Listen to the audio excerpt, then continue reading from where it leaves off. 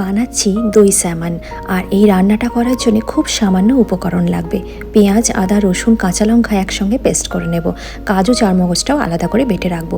Salmon মাছগুলো ভালো করে জল দিয়ে ধুয়ে প্যাড ড্রাই করে নিয়েছি। নুন, গোলমরিচ গুঁড়ো দিয়ে ভালো করে মাখিয়ে কড়াই 1 চামচ বাটার দিয়ে তার মধ্যে একদম হালকা করে মাছগুলোকে কিন্তু ভেজে তুলে রাখতে হবে।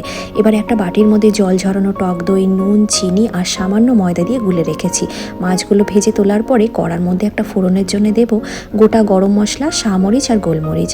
এবার বেটে রাখা আদা রসুনের মিশ্রণটা দিয়ে ভালো করে হালকা হাতে নেড়ে নিয়ে তার মধ্যে বেটে রাখা কাজু, চারমগজ এবং ফেটিয়ে রাখা টক দইয়ের মিশ্রণটা দিয়ে ভালো করে নেড়ে চেড়ে যখন মশলা থেকে তেল ছেড়ে আসবে তখন গরম জল অ্যাড করে অল্প মশলাটা ফুটিয়ে এর মধ্যে একটু ক্রিম অ্যাড করেছি।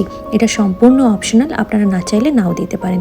ভেজে রাখা মাছগুলো দিয়ে হালকা করে ফুটিয়ে নিয়ে ওপর থেকে সামরিচ গুঁড়ো দিয়ে নামিয়ে পরিবেশন করেছি পি রাইসের সাথে। এটা আপনারা রুই, কাতলা অথবা ভেটকি মাছের সাথেও বানাতে পারেন, খেতে কিন্তু খুব ভালো লাগে।